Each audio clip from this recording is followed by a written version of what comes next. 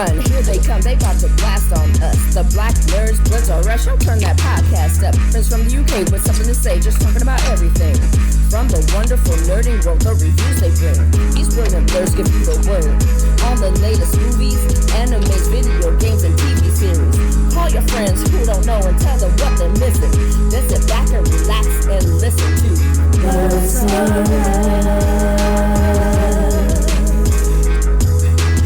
Bloods Are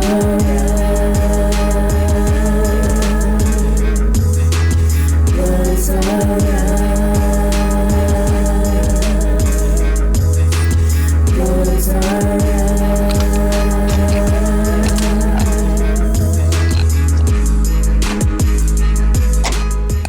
I'm Nana. I'm Big T. I'm Martin. And welcome to episode 200 of Bloods Are Us. We had a little bit of an impromptu time off due to some scheduling conflicts. Episode 200? 210. Oh, I thought I just heard you say 200. No, 210. Yeah, but we had a little bit. I was about to say. I was like, if that's like an anniversary or something, you're like, yeah, welcome to episode 200. You know? No, I'm fairly confident I said 210, but yeah, 210. We're back. I'm going to be covering kind of some stuff that we should have probably covered last week, but as I mentioned, just a couple of little bit of different scheduling issues.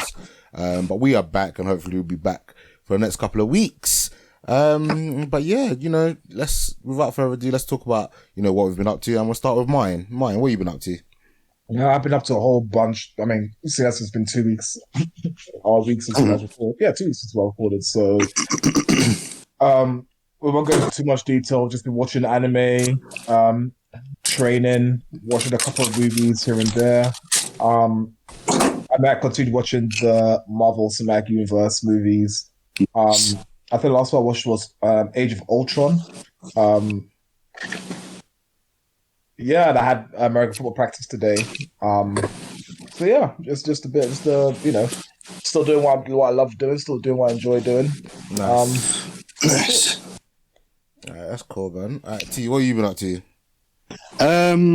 Yeah, not much. Even just working, and then looking after the little one. It's just same old shit every day. I've been watching a couple stuff. I got into obviously Loki just finished, so I watched the Assembled. They do the like behind the scenes, like the gallery, but for the Marvel shows.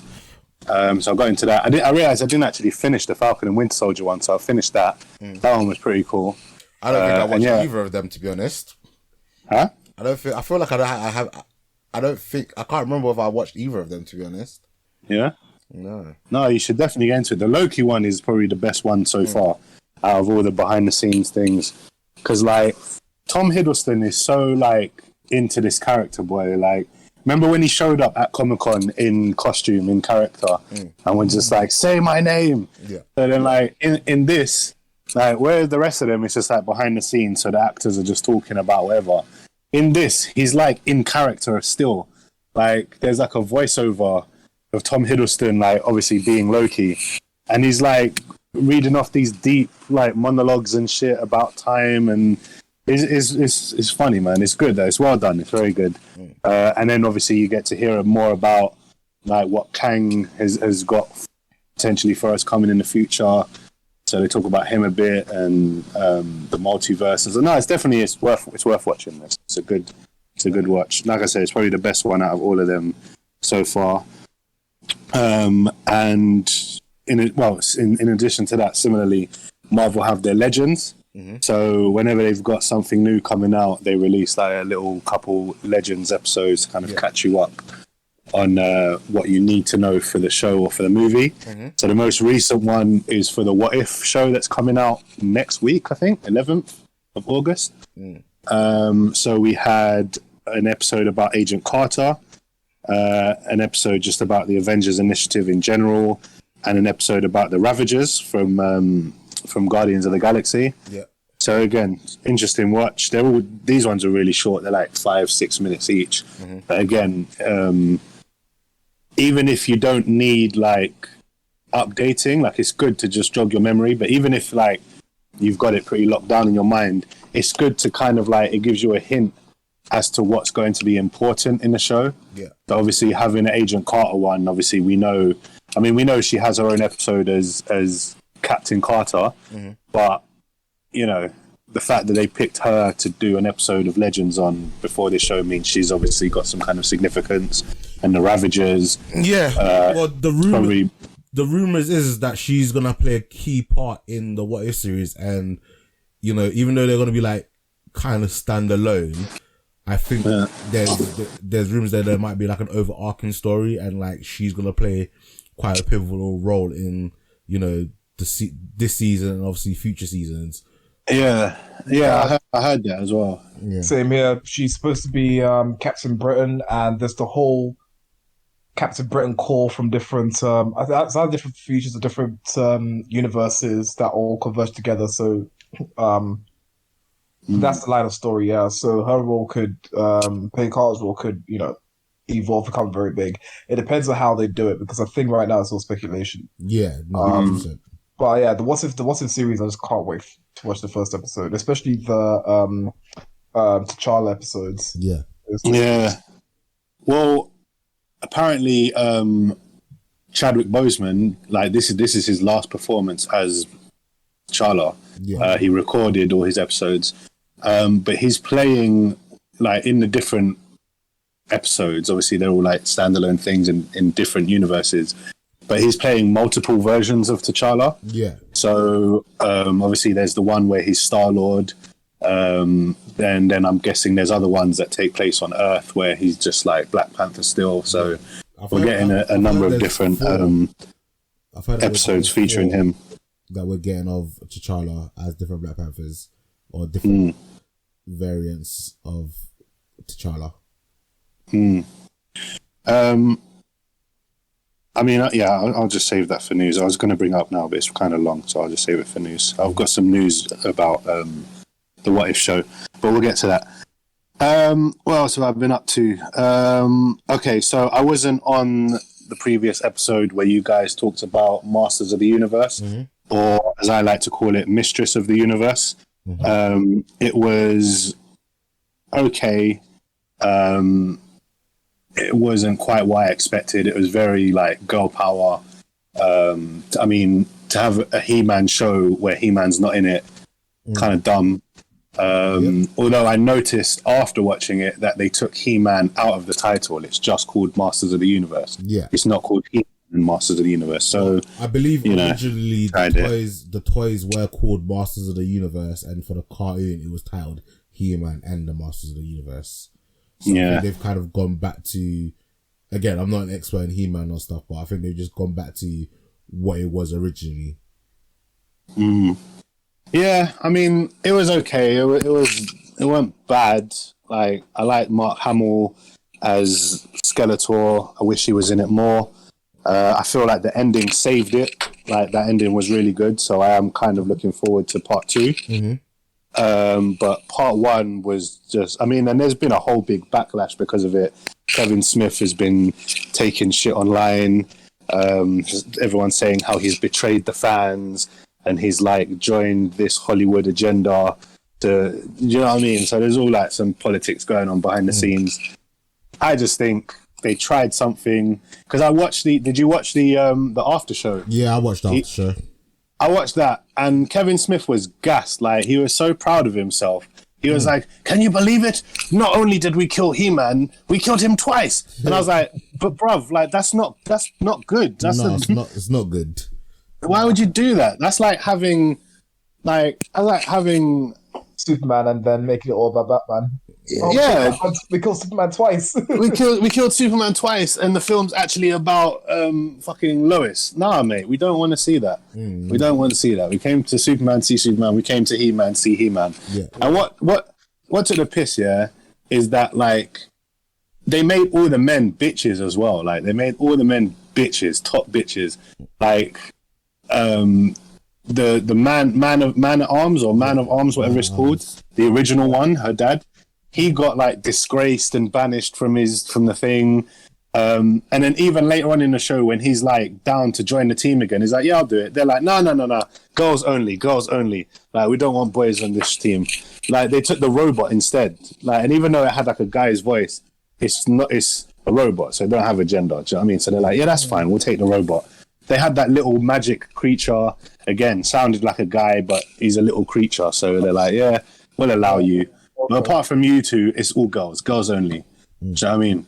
I like that they made Evelyn kind of work with the good guys for a bit. That was interesting, I guess. And then I like that she just snaked and went straight back to Skeletor at the end. That was cool. But no, in general, I don't know. I think it was a bit disappointing. I think hopefully part 2 will kind of redeem it and be a lot better. But then saying that, the way it ended, like I said, they killed him twice. They killed him in the first episode, so he's not in the show. Then in the last episode, he's about to come back, and then they kill him again. Yeah. Granted, like, I liked what they did. I liked the shock of it, like Skeletor stabbing him in the back, and now Skeletor for the first time has the power. Do you know what I mean? So that's why I'm interested in part 2. However, at the same time, I think it means we're not going to get He-Man again, because the story is probably going to be about them trying to get the sword back from Skeletor.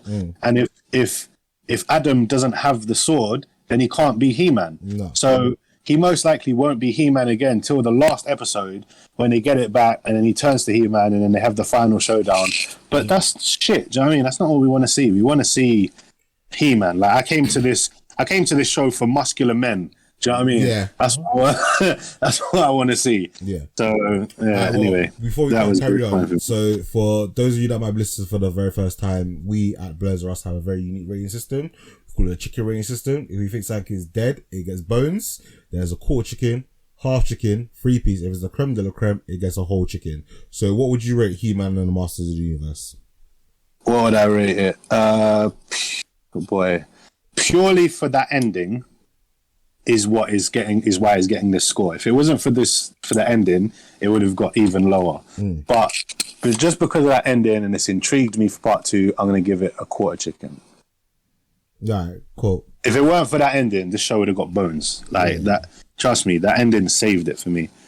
But yeah, anyway, so that's it. I mean, I'm not even the biggest He-Man fan anyway. I don't care. It doesn't bother me. But like, it would have been nice to see something good. Especially like the team behind it, like Kevin Smith and all like his mates. Jay Muse was in it. Do you know what I mean? Fucking Kevin Conroy and Mark Hamill was in this, like Batman and Joker. So I was like, this has to be sick. Do you know what I mean? And even what's that guy? Kevin Michael Richards or something. That black guy who's like, he does a voiceover. He's in everything. Every animated thing we've ever reviewed, he's been in it. You know what I mean? And he was in this as well. And he's been a Lamar something. Him? No, it's like Kevin Michael Richardson or something like that. Okay. He's like a big black guy. He was like Joker. He's been so many people. Anyway, I'm not going to get into it. Yeah. But anyways, yeah. So that was Mistress of the Universe. I've been keeping up with Rick and Morty. I've seen the latest episodes 6 and 7. Episode 7. So, oh mate, it was so. Is that when Summer gets like she starts narrating the voiceover? Yeah, that was cool. the Voltron episode. That was cool. Otters. Yeah, that was the most recent one. That was a cool one. Otters, yeah, that was cool. I like that, and I like this whole like multiverse thing. Whenever they do stuff with that, I like it, man. It's pretty cool. And what was the one before that? Sorry, I'm just trying to remember because was that the Thanksgiving one? Or was Thanksgiving one episode 4? It might have been. Hold on, let me just see now. Season 5. Episode 7 was also... Yeah, so episode 6 was the Thanksgiving one, where they turn themselves into turkeys. That was sick as well. I like that. I like any episode where Rick goes up against the president. Those episodes are jokes. So yeah, this is another good one. And I just like what they're doing with all these concepts. Do you know what I mean? They have all these sci-fi concepts, but they're still doing them in fresh ways. So for me, the series is riding at a whole chicken so far. It's doing really well. I'm really enjoying it. You guys seen these episodes as well? What would you rate them? The Voltron episode, I would give a whole chicken. I can't really remember 5 and 6. I think they were all right. Let me just quickly pull up my notes. 5 was had the Galactus and had some more Transformers references. Yeah. I can't remember what episode 6 referenced, but episode 6 had another thing that I put down mark as it got referenced. But yeah, no, I enjoyed them. I'll give them probably all 3 pieces, but my favorite episode was the Vulture episode. That cause I think one of the episodes, it was good, but I think for me it was just a bit weird. And I can understand why others would like it, but I didn't love it. I saw it as funny, but I didn't I think it was just super weird and creepy, and I was it was just a little bit off-putting on that aspect. It was still a good episode, but it wasn't me in a sense, if that makes sense. I give episode 7. I say probably a 3-piece. Yeah, so a 3-piece. I like the fact they also took the mick out of anime because they literally said, "Oh, what's this anime thing doing here?" And you had characters who are the original owners of the weasels. Yeah. Drawn in anime style, as in just the big eyes and the expressive gestures and whatnot. So I thought that was cool. Episode 6, I really enjoyed episode 6. I'd probably give episode 6 a whole chicken. It's just so, I guess. I think with episode 6, it was more trying to take the piss out of just America and sort of America idolizes, it's one of its holidays, Thanksgiving, just shitting all over it. I just thought the way they did it was funny. So yeah, I'm giving that a whole chicken. Episode 5, I think was episode 5 the one where they were trying to impress the friend. There was a new guy in school, they were trying to impress him or something like that. Yeah, I think so. Yeah. Yeah. The cameo from the Transformers. Yes, yeah, the cameo from Transformers. So that one I probably give. That was the fun episode. So I'll give it a 3-piece. Yeah, no, calm. D, what you got next? So while we're talking about Rick and Morty, I finally finished Solar Opposites season 2. I really liked the season. Ace, you was right. It was better than the first season. Not quite Rick and Morty levels, but it's close. It's not that far off. The humor's similar. The characters are quite similar. It's pretty good. It's a nice alternative to Rick and Morty. I really like the episode. I like all the stuff in the wall, basically. In the wall is my favorite stuff. And the episode that they dedicated to the wall this season was jokes as well. You find out that the guy, the old leader, is still alive. The chick is still alive. They kind of work together, and it was funny, man. I like how seriously it's played, but it's just funny. Do you know what I mean? So the season 2 gets a 3-piece from me. Really good stuff. Really good stuff. I was enjoying that. What else have I been up to? All right, I'll just be quick for this one. Disney Plus show The Wonderful World of Mickey Mouse. I watched that with my little one. She really likes it. I even actually really like it. The animation style is quite it's like simple but stylized. Do you know what I mean? And it's similar to. Did you ever watch the Ricky Gervais show, the podcast that he did, and then they animated it? Yeah. No, I saw bits of it. There's not something I watched properly, but. But if you know the animation style of that, this is quite similar to that. It's simple, very cartoony, but it's really good. The episodes are short; they're not that long, but they are really good.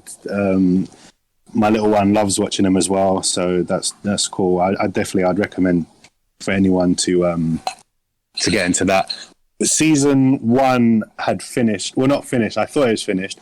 There was 10 episodes, but that was just part 1. Now we're starting to get part 2 of season 1. So episode 11 and 12 came out last week. 13 and 14 came out this week, and 15 and 16. And we're going to continue. You get 2 episodes a week because they're only 8 minutes long. So they're dropping 2 episodes a week. And as well as that, Chip and Dale Park Life. again, looks kind of like a spin-off of The Wonderful World of Mickey Mouse, similar art style. Pluto's in it, and he's got like the same design that he has from Wonderful World of Mickey Mouse. Again, it's really good. These ones are like actual half hour or like 23, 25 minute episodes, but they're like, you know how like cartoons are broken down into three sections. You get like 3 different stories within the half an hour. So it's kind of like that. It's really good. Chip and Dale are pretty good. They don't talk though in this. They just make squeaky sounds, but you get what they're saying. So it's quite well done. Again, anyone that has kids and likes Disney, I'd recommend both those shows. Wonderful World of Mickey gets a 3-piece from me, and Chip and Dale is on a high half chicken, but it has potential to get better. What else have I watched? I will leave some stuff because I know you guys have seen it as well, so I'll let you talk about it. You can start, and obviously, if it's we'll jump in it. All right, then. Well, I'll get this out of the way because I don't know if any of you have seen this, but did you guys ever watch Turner and Hooch back in the day? No. No one's seen Turner and Hooch with Tom Hanks, and he's a cop, and then he gets a dog. I know of it, but I don't think I ever watched it. I know that movie. Is that the one where he's showering and his mum walks in on him or something like that? There's a scene like that, but I can't remember if it's Turner and Hooch or no, not K9. It's definitely not K9. I think it might be Turner and Hooch. Maybe it's been a while since I've seen. Yeah, but it's an old film. It's an old film. Yeah, it's like in the 80s or something like that. Yeah. Young Tom Hanks. Good film though. Like, I don't know who the target audience is for it because, like, you'd think a movie about a cop and a dog, like, partnering up would be for kids, but it's actually quite, like, deep. Like, people get murdered. People get, like, stabbed in the back and. Do you know what I mean? Like, there's a lot of killing in this movie. Yes, when I was younger, I used to watch Eraser, Terminator. That's true. Old Arnold Schwarzenegger movies and stuff. Back in the day, they didn't care though. Even if something was made for adults, like it would be advertised.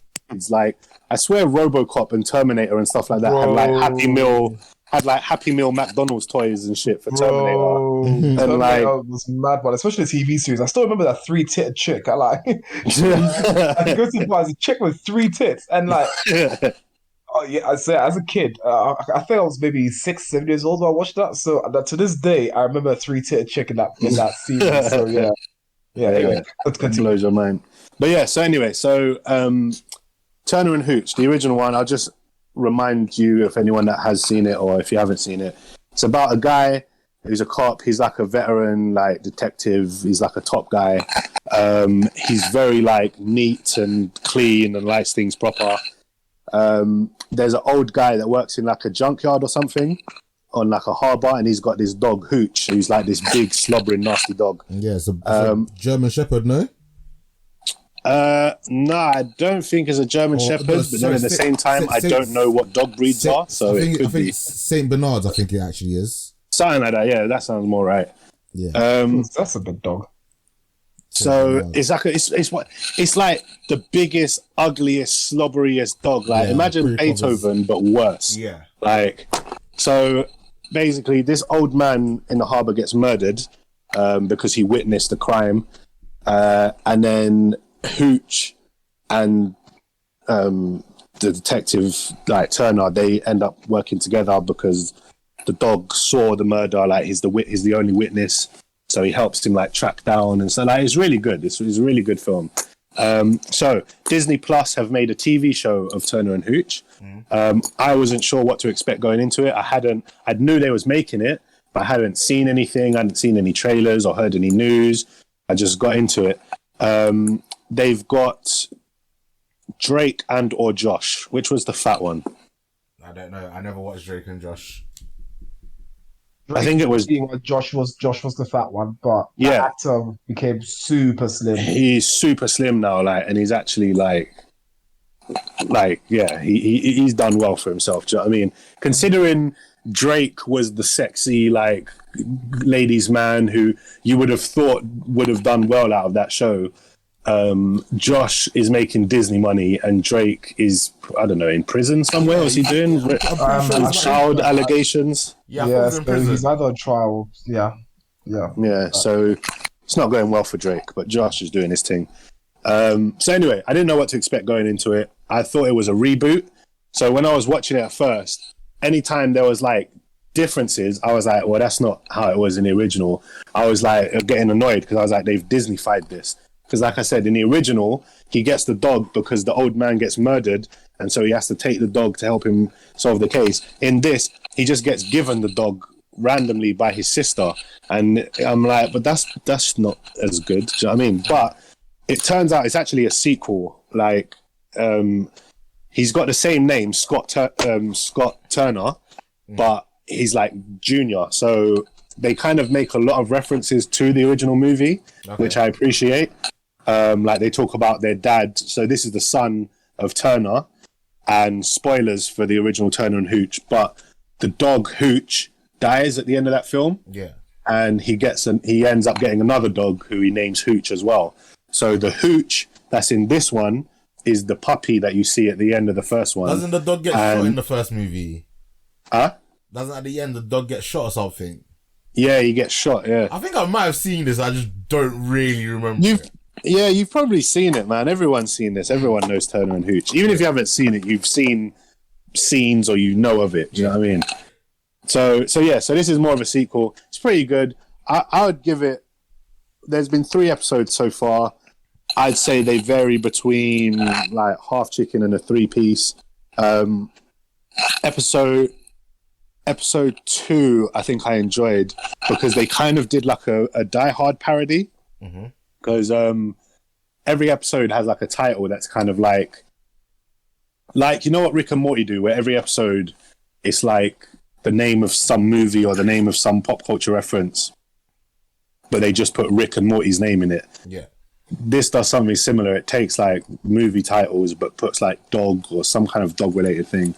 So episode 2 is called A Dog Day to Die Hard. And I forgot that that's what the episode was called. So I'm watching it, yeah, and then it's about they're at this hotel. There's like diplomats there, and then terrorists come and take over the hotel. And Turner is like, because he's a rookie in this, they give him the shit jobs. So him and Hooch are like babysitting the princess or whatever, while all the diplomats are downstairs. So when the terrorists take over, he's kind of like behind the scenes, kind of like McClane was in the first Die Hard. And it's funny how they set it up because he's babysitting this little girl, they're having like tea party and scones and jam and stuff. So he spills jam down his top and tea. So he has to take his shirt off, so he's in the vest. Then she wants to give him like a pedicure, so he has to take his shoes off, so he's barefoot. Then like the dog jumps up and breaks some glass or something, and he steps on the glass, so his feet are bleeding. So it puts him in the same position that McClane was in Die Hard. Do you know what I mean? But it's just funny how they did it. But yeah, so I'd give that somewhere between some episodes are half, some episodes are 3-piece. But I'm enjoying it so far. I'm definitely going to stick with it, and I'd recommend it to any fans of the original movie. Cool. What else have I got? I feel like I'm going on. I've got 3 more things. Cool. So we can talk about Bad Batch. Yeah. You guys want to talk about Bad Batch? Yeah. I guess we had the mid-season finale just happen. No, it's not the mid-season finale. We've only got 1 episode left. Oh, really? Yeah, next week is the finale. Oh, I thought it was like 20-something episodes. Huh? I'm pretty sure we said there was going to be like 20-something episodes. Nah, there was like, I think, so there's 15 or 16. So there's 16 episodes. I think so, yeah. Oh, mad. Yeah. So next week is the finale, last episode. All right, cool. Well, yeah. Like we haven't recorded in a while, so episode 13 and 14 were good. But episode 15 was just like, it was a very nice episode. I really liked it. I honestly thought this was like a mid-season finale because I honestly thought there was like, I honestly thought we had said there was like 25. Oh, okay, maybe I'm wrong. But I honestly thought we had a lot more episodes than 16. It's definitely the finale next week because I saw some advertisement for it saying the finale was next week. And this one, it's it says, it's part 1 of 2 of the finale. So this is the finale part 1. Okay. And then part 2. I think they've changed the title, because when I watched it, it was called Finale Part 1. But now it's called Return to Camino. Yeah, that's so I'm guessing. Yeah, it's called. When I watched it, was called Return to Camino. Okay. All right. Maybe I'm wrong then. Yeah. But all right. But yeah, no, it was good, man. I like how they've developed these characters. That part 1 of the finale was really good. It was nice seeing Crosshair's back with the team. Kind of. But he never had the inhibitor chip this whole time. Yeah. Well, he just chose to do this. Just chose to. No, he did have an inhibitor chip. No, he didn't. He said he took it out. He said he took it out ages ago. Yeah, and we don't know when he took it out. Yeah. So and then Hunter even clocks the scar or something. Yeah. So that means all this whole time he was just pretending. He was just being a bitch. Like, he was just being a bitch. I don't even say bitch, but you've been a dick, bruv. Like, no, you know what? I have a feeling that when he was being what's it called? When he was being, I don't know the word for it, but basically when Tarkin was on Camino and they were playing about with the chip, I think he definitely had a chip in him at that point.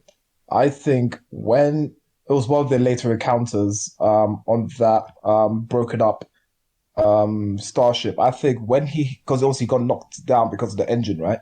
We know there's 2 ways that the inhibitor chip becomes faulty. One is when there's a hard knock to the head that either activates it or deactivates it. The second one is through some sort of shock, so either they get electrocuted in the head or something like that. So I think his head got hit really hard at that spot, which is why he basically, wasn't under control of Order 66 anymore. I'm not under the influence of the inhibitor. I took it out at some point after that, but before this episode. I would have to go back and rewatch the first 3 episodes when all that drama happened to see whether there was a scar on his head from beforehand or not. Because he kind of made it seem like he had an inhibitor chip for the longest time, innit? No, he definitely had an inhibitor chip there, because there's no other way he'd be saying good soldiers follow orders. Because he would have known that mantra and just said the mantra randomly. No, but it sounds like that's been his mantra all along. Because even that's all the clones. That's all the clones are taught good soldiers follow orders. Yeah, but that's before Order 66. That's one of their guidelines as being a clone, right? Yeah, so what I'm saying is there's no way you just randomly goes good soldiers follow orders. What orders? Do you know what I mean? How else would you know about Order 66 if they didn't see anything to do with Order 66? Because none of the other clones knew about Order 66 until they got back to Camino. Already, in episode 1, Crosshair was the only one of the Bad Batch who started going through the influences of Order 66 via the inhibitor chip. Which is why he was questioned about have you killed the Jedi and stuff like that, because how was he supposed to do it? Because he didn't see a broadcast like that from Palpatine. None of them did. That's true. It might be one of those ones that I think I have to have a little bit of a rewatch and just have a see. We'd have to rewatch the show. I think Martin, you might be right though. I think there might be a point in the show where maybe it was when they had them cornered in the exhaust of that spaceship, and they exploded him. Maybe that was when the effects wore off, or at some point in the show is when it must have been removed. Yeah, that's because what I'm thinking. At the beginning, he must have definitely had it, because they amplified it. Do you remember? Exactly. They hooked him up to the machine and amplified it. So they would have chip in there. But what have you been fronting the whole time? He didn't have it. Well, not really, because the Camino was kind of moving a bit dodgy from. Not even. What do you mean? They definitely had the inhibitor chip in there. He definitely would have had it in there, because there's no way you'd have a scan of the brain and then not find the inhibitor chip. That's how do you miss something that, especially when Tarkin has told you to amplify the inhibitor chip? Because like I said, the Caminos have been moving a bit dodgy in it. So again, not during that time. Yeah, I don't think it was quite just then. I think it's gotten worse. Yeah. Since then, obviously in this finale, it's fucked now. Yeah. But yeah, I will probably, again, if we don't have a busy week coming up, I'll probably have a look at the first couple of episodes just to see that, because I found it really intriguing, that is the way it went. But yeah, I really enjoyed this final episode. Well, not the final episode, but I enjoyed it. Obviously, they tried to leave it on a cliffhanger to make you think that the clones are dead, which you obviously know that's not going to be the case. If next week's episode is the final episode, I really hope that we get a season 2, because it started off strong and then it kind of dwindled a little bit, but then maybe from like episode 9 onward, it's like gone back to top form, and I've been really enjoying it. So at its current pace, if the next episode is just as good as the last one, I'm definitely going to give the overall season a whole chicken. Yeah, same. I agree. I'll give the season a whole chicken. Everything we're talking about, I've got news for. So I could just bring this up now because you said you hope there's a season 2. No. There is gonna be a season 2. All right, cool. Mandalorian season 3 and Bad Batch season 2 have been confirmed for Disney Plus in 2020. No specific date, but next year we will be getting season 3 of Mandalorian and season 2 of Bad Batch. All right. I'm sure we also have what's his name to look forward to as well. The Book of Boba Fett. That's the one. That's the one. You know, I can't wait for since that. we're talking about Star Wars news, you might as well bring this up now. So obviously the guy that did the deep fake on Luke Skywalker, I nearly said Luke Hamill, Luke Skywalker.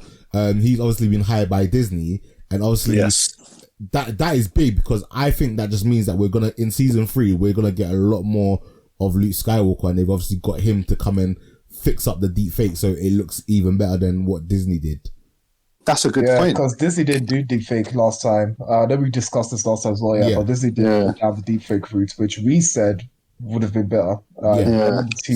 Especially saying that it would have been much better. Now that they've hired a guy and he's going to have Disney money to play with and probably have like a team, exactly. A team he did that on like his laptop in his bedroom, you know what I mean? Exactly. So now having Disney money and Disney servers and computers and their technology at his hands, it's going to look sick. Do you know what I mean? Yeah, and also access to their footage and stuff like that to like do it, different cuts and stuff. It's going to be amazing. Yeah, it's definitely going to be good, bruv. Deep fake technology in the hands of amateurs is amazing. So in the hands of someone working for the actual company, it's going to be great. Yeah. Like, I'm sorry, I've seen some jokes things on YouTube of like people putting like Arnold Schwarzenegger's face or like, have you seen Step Brothers? Yeah, I think Step Brothers. They put Arnold Schwarzenegger and Sylvester Stallone's faces on the Step Brothers, and it's just fucking hilarious. Do you know what I mean? I've seen them put Jim Carrey's face on the Joker in the Joker movie, and that is really good. And that's not even to mention porn. Like what deep fake are doing in the porn industry right now is fucking revolutionary. I'm telling you, they should hire. Disney should hire some of them. That's who they should hire. So much so that even celebrities have filed lawsuits against these porn companies, because obviously it's their faces on actresses, and obviously it's ruining their image as well. I was gonna say, so back to Bad Batch episode 14. So let's read a few of the notes that I made. So we saw Gregor, who also appears in Rebels. He's one of the 3 rebels. I think it's Wolf, Rex, and Gregor that are the last remaining clones. So Gregor got blown up in season 5 of the Clone Wars, but returned in Rebels. So this will piece together some of his history. He works at the Empire facility as an instructor.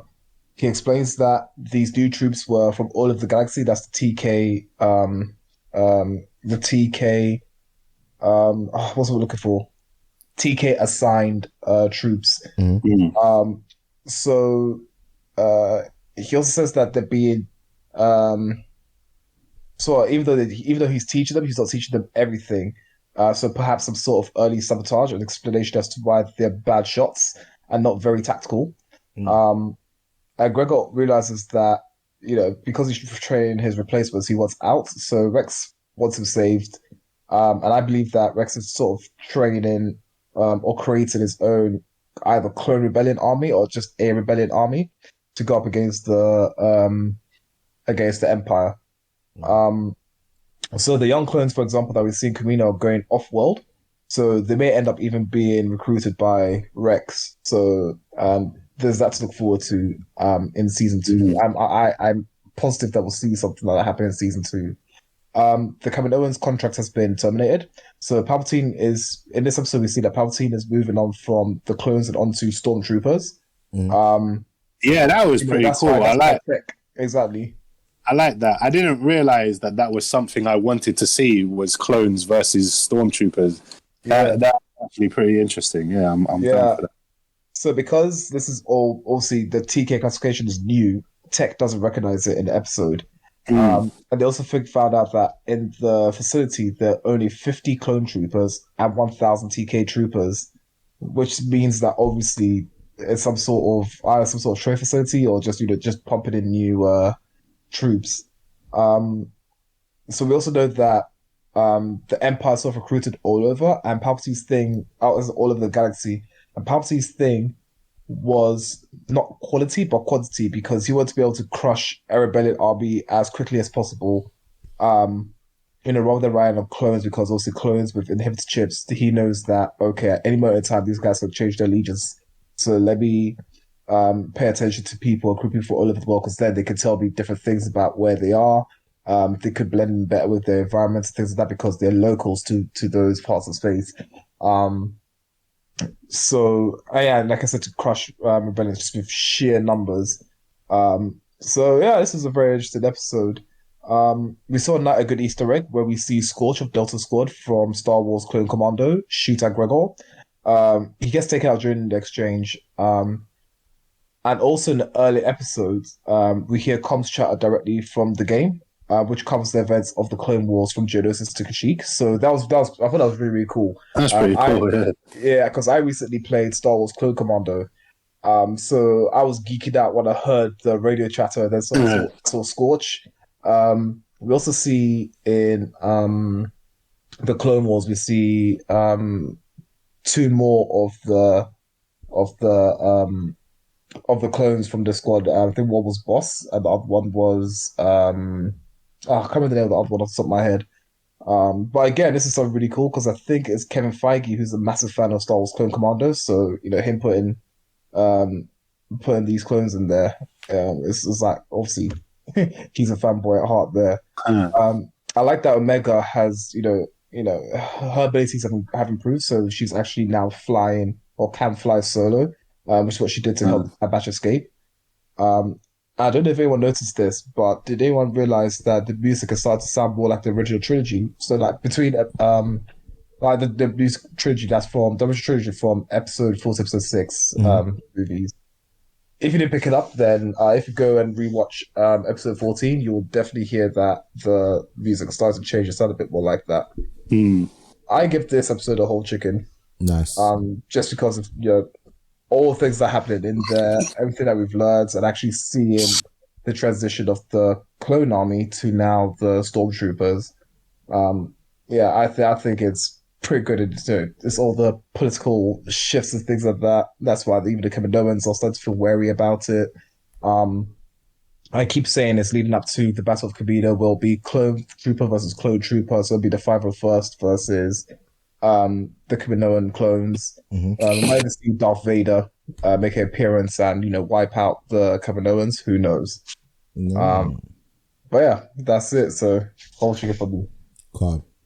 Right, T, what else you got? What else have I got? We can talk about Short Circuit Season 2, the first 5 episodes. Just give me a sec. I'll be back in a sec. You guys talk about it quickly. 1 minute. I haven't seen Short Circuit Season 2. Oh, I did. But it was more, I had it on in the background compared to the first season where I was like kind of like engaged and I was quite excited by it. It didn't have the same kind of pizzazz like season 1 did. I hate to say this, but I'll give it a quarter chicken. Like, I just kind of just didn't care. I don't know if it was because I was tired after a long day or, like with season 1, everyone's story just seemed like so like you know, awesome. Like, you had the guy that like literally lost every single one of his family members leading up to, you had the guy that, you know, it was in like memory of his mom. You had the guy that was like, you know, I'd come from a different country, and like, it just seemed like everyone had like an epic backstory, and then their shorts were like fun and like awesome. Like, this one was like, one was about trying to cross a road. The other one was, the last one was like two beasts fighting each other. And I can't even really remember what 2, 3, and 4 was. So 2 was going home, was when the guy goes back to his old town, and it like kept like flashing through time. Do you know what I mean? So, and then he gets to the house and sees his parents, but then as he's approaching them, they're like getting older, and then the dad disappears, and then the mum disappears, and do you know what I mean? So it's just like the passage of time. It was okay. 3 was number 2 to Kettering, was the little girl on the bus. Oh yeah, the smiling one. Yeah, when and then like as she cheers everyone up, the color starts coming back. So that was interesting. But yeah, like you said, none of them were really that memorable. None of them stuck out or stuck with me. I wouldn't be as harsh as you. I'd give it a half chicken because I think the animation styles were still very interesting. I get what this show is about. Like, it's about experimenting with art styles and story. Do you know what I mean? Doing it in different ways. So I still enjoyed it. I didn't enjoy it as much as the first season. The first season was a whole chicken for me. This one is so far. We've only got 5 episodes as well. Yeah. So we're probably going to get more. But yeah, to be honest, the best episode for me was episode 4, Dinosaur Barbarian. And yeah, that was alright. After watching Mistress of the Universe, it was nice to see. Like, I feel like those 4 minutes were better than the whole first part 1 season of Masters of the Universe. Yeah, I don't know. I it gets a half chicken from me. Not as good as the first season, but we've probably got a lot more episodes to come. Yeah, fair enough. Yeah, and last but not least, I'm sure we all have watched part 2 of The Long Halloween Batman animated movie. Yep. Do you want to tell people like the general, you know, synopsis, and then we'll go into it? Okay, so it's part 2 of a 2-part. We already reviewed the first part. There's a killer called the Holiday Killer. He or she, you know, women can be killers too. They are killing not random, but they are targeting members of one of the mafia families of Gotham, either the Falcones or the Maronis. I can't remember which one, but they're both involved anyway. So someone's going around killing off members of this mafia family, and they strike only on holidays. So it starts on Halloween. Then there's like Thanksgiving, New Year's, Valentine's Day, St. Patrick's Day. Every holiday, someone gets killed. In the first part, they were just starting to investigate it. It ended on the boat with the mafia boss, like the head guy, his son being killed. They suspected he was the holiday killer, but then on the boat, the holiday killer turned up and killed the son. Yeah. And so part 2 is a continuation of the story. We get more classic Batman villains in this one. We get Poison Ivy. We get Scarecrow. Joker's back. We see Penguin briefly. And we obviously see the origin of Two-Face. Yeah. And it's the conclusion of the story. So we find out who the holiday killer is. They have slightly changed it from the comics. Although I wouldn't say for the better, but it streamlines it. Do you know what I mean? It makes it more, it simplifies it, if that makes sense. Sorry? So slight spoilers for this and also the comics. Who is the holiday killer in the comics? So in the comics, it is 2 people. It's actually 2 people. Okay. It is Harvey Dent's wife, as it is in the movie. Yeah. But it's also the son, the guy who got killed at the end of part 1. He was the original holiday killer. He started it. And so I was part right then. Yeah, that's what I mean. You was closer than you thought. The movie changed it. Okay. In the comics, he fakes his death. Mm-hmm. He doesn't actually get killed. He fakes it because they're onto him. Yeah. He does that so that they get off his trail. And after he fakes his death, that's when she picks it up and she starts doing the killings. Because the reason why if I'm remembering it correctly, the reason I picked him is like obviously he had a little bit of disdain for his father in it. Because obviously like he wanted like to be like the next boss in it. But his dad was like, nah, bruv, you're shit. Like that's why in the comics they killed him off, or they appeared to kill him off to throw you off the trail, because everyone was like, well, it's definitely him. Yeah. But then when the holiday killer turns up and kills him, you're like, well, fuck. Like, who is it then? Yeah, that's exactly what I thought as well. I was like, oh, yeah. Okay. So I get why they did it in the movie, because it's overcomplicated in the comics. So in this, they've like streamlined it a bit. Yeah. But and again, it doesn't make it any worse. It doesn't make it any better. It's just different, but it's still kind of the same. But whereas in the movie, it ends with Batman going and talking to her, and she's like, "Yeah, me and him, we used to be a thing." And then you find out, because obviously they've been dropping hints, like she's been saying she can't have a baby, and he was talking about this woman he used to have that they didn't approve of and ran out of his family, and what they did to her was horrific. And so when you put their two stories together, it makes sense. Do you know what I mean? And it adds up. But in the comics, like I said, he fakes his own death. So in the end, Batman, like, he gets arrested, and Batman Batman visits him in prison, and there's like a little kind of final conversation between them, and he's all gassed about being a holiday killer, and like he couldn't, like, he knew he wasn't going to become the head of the family and become notorious that way, so he became the holiday killer to get, do you know what I mean, infamy and to get recognition and stuff. So I don't know if in the comics there's that plot of him and Harvey Dent's wife being together. I can't remember if that was part of it, but she does become the holiday killer as well. I can't remember. It was so long ago I read the comic. But yeah, that's the only difference. I mean, in general, it's pretty spot on. The whole thing with Poison Ivy, that's from the comics. Do you know what I mean? She does mind control him for a period of time. And Catwoman turns up like fucking angry girlfriend. Like, nah, that's my man. You fucking bitch. Like, and they have a little cat fight, which is funny because later on, Catwoman and Poison Ivy end up doing a thing. So that kind of made me laugh. But yeah, no, for me, part 2 was a whole chicken. Part 1 was maybe a 3-piece. As a whole story, 2 parts together, I'd probably give it a whole chicken. I think they did it well.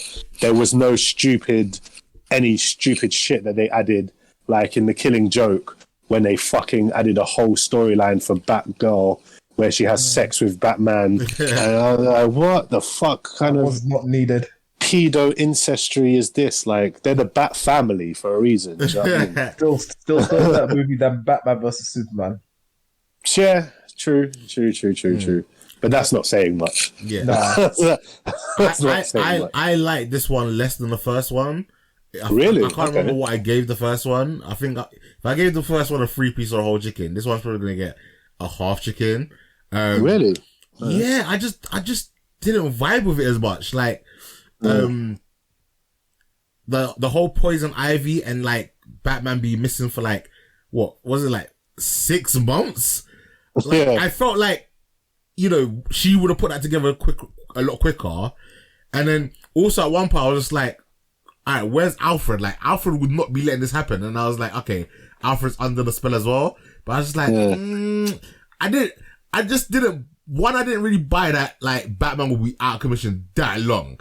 Like, there was no way he wouldn't have... But you have to remember as well, this is like year 2 Batman. Do you know what I mean? He's still early in his career. He hasn't developed like a build-up of resistance against the Scarecrow toxin or resistance against Poison Ivy's influence. Like, this is one of the first few times he would have encountered them. Yeah. So he wasn't prepared for it. Do you know what I mean? So it had more of an effect on him than you would expect, like a veteran Batman.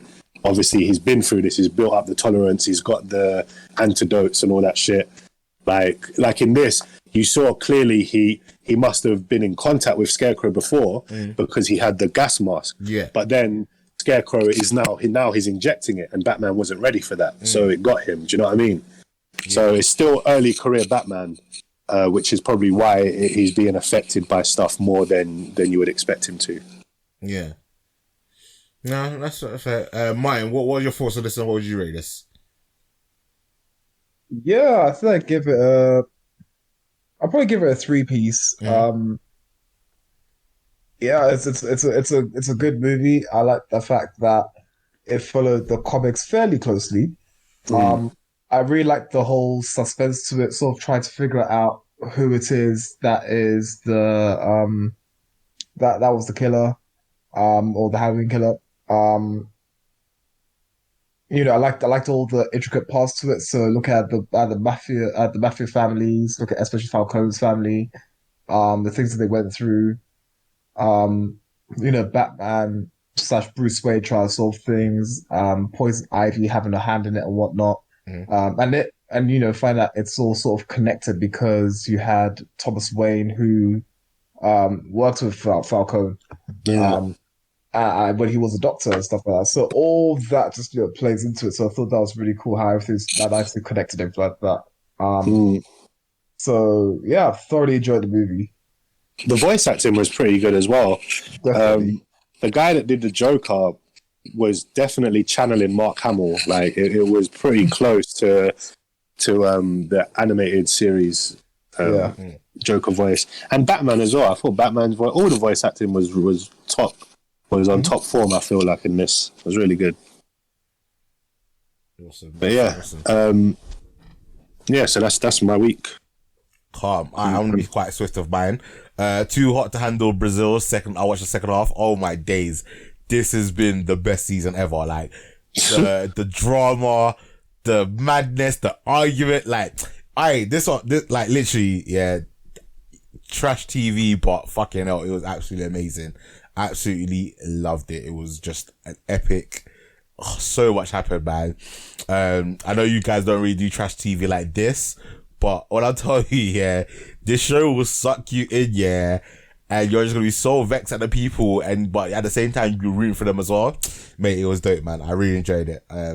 Loved it, whole chicken. Transformers War for Cybertron Kingdom. This was part 3. Considering I don't think I fully understood the story as much as I would have liked. Seeing the Autobots and the Maximals together, seeing the Decepticons and the Predacons together, seeing 2 Megatrons, seeing 2 Optimus Prime and Optimus Primal, it was just fucking cool, innit? The little boy inside of me that loved Beast Wars when I was younger, which I'm pretty sure was Channel 5 on Milkshake. I thought that's when that came out. Yes, yo, so the little boy in me was gassed. I was like, yeah. And it's again, I really enjoyed it, man. Other than, like I said, some potential, not really gelling with the storyline, I'm gonna give this a whole chicken purely because just my love for the Beast, the Beast Wars characters. I'll be interested to see, because obviously originally it was just announced that it's gonna be a 3-part season, whether they do more, because obviously there's a cliffhanger, well, not a cliffhanger, but there's a post-credit scene, that shows that they could continue the story, and I would like them to do so, because if I don't remember exactly what I rated part 1 and part 2. I want to say I probably gave them 3 pieces, but if they continue how part 3 went into part 4, yeah, I need more of this, man. Martin, did you watch this one as well? Of course I did. This is why I had to watch it. So hell yeah. So it's so nostalgic in a nice way to see the Beast Wars Transformers. So in Maximals, you had Optimus Primal, Cheetor, Rat Trap, Rhinox, Tigatron, Air Razor. For the Predacons, you had Megatron, Black Arachnia, Dinobot, Scorponok. You actually had quite a few Scorponoks, so I don't know whether it was Scorponok, some sort of generic character or whatever in this one, because you saw a few of them. In a TV series from Milkshake back in the day, they arrive on Earth in the past, see the crashed airship with the deactivated Autobots inside it. And their thing was more trying to find Energon, because Energon was a scarce resource back on Cybertron. Whereas in this one, we've seen that it's the other way around. They crash land on Earth before the Autobots do. But still very, very interesting. I thoroughly enjoyed it. The introduction of Unicron is well done. Unicron is a planet-sized transformer with powers greater than any of the other mainline transformers, including Optimus Prime and Megatron. One of his abilities is being able to change the program of the transformers, for example. His brother is the other planet-sized transformer, Cybertron. So, going a bit into the mythos, these two were created. Obviously, Cybertron being good, Unicron being evil. So I thought it was really good. So I'd love to see, in the comics, I think there's actually a full-scale battle between the Transformers and Unicron. So I'd love to see if that's something that's actually going to happen in the future. Overall, I'm giving it a 3-piece. Nice. T? I didn't finish it. Mm-hmm. I think I only saw like 1 or 2 episodes, but again, I really enjoyed it. I'm going to finish it. Like you lot, it brought out the kid in me again. I was never the biggest like Transformers fan. Like I was a fan. I liked it growing up, obviously being a kid at that time. But my main memories of Transformers are one of my neighbor friends who I went to primary school with. He had all the Transformers toys, and I had all the Power Rangers and Ninja Turtles toys. So we. Alright, T cut out, and it can't be me this time because I'm connected with an Ethernet cable. Martin, you still there? I'm still here. Yeah, so this time is not me. I'm playing. And now, T, you cut out for about a good 30 seconds. Yeah. Yeah. Okay. Basically, all I'm saying is I was never the biggest fan. I was a fan. I watched the cartoon. I watched the movie. Oh, right. Do you think Kevin Smith tried to just copy what the Transformers movie did when they killed Optimus Prime? No, because they killed Optimus Prime. I remember them killing off Optimus Prime in the original movies as well. In the animated movie, they killed Optimus Prime at the beginning, and then Hot Rod took the matrix of leadership or whatever. Yeah. And became Rodimus Prime. But that was sick. Do you know what I mean? And that was like risky, but it paid off. But what Kevin Smith did, man, was just a little bitch. Anyway, I'll get back into that. All right, but actually, no, now that we're on the subject of that, right, just briefly, there was a huge downsale of Transformers toys because Optimus Prime died. So I think actually that Kevin Smith, with Kevin Smith's He-Man and He-Man's Masters of the Universe, that sort of suffered the same fate as Transformers did, by killing off one of the main characters. But yeah, maybe you're probably right. Yeah, I mean, things are looked back on more fondly than they are like upon initial release. Do you know what I mean? Yeah, so I can imagine that probably had a big backlash. Anyway, I've only seen the first episode or 2. I really liked it. I liked Beast Wars. That was a show that I did watch like on TV regularly. Like that was my shit back in the day. I had the toys as well. I remember Rat Trap and Cheetah and all the things. So seeing them pop up on the show was cool. Like you said, seeing the 2 Megatrons talk to each other and acknowledge, do you know what I mean, that they have the same name. And he's like, yes, you are Megatron, the legendary leader, and my namesake. And seeing Optimus Prime and Optimus Primal like talk and debate. It was really good. It was done really well. I can't wait to watch the rest of it. I haven't even seen part 1 and part 2 of the War for Cybertron series. But this, even just coming into this without any of the other series, it was easy to follow. It was cool. I really enjoyed it. I'd probably give it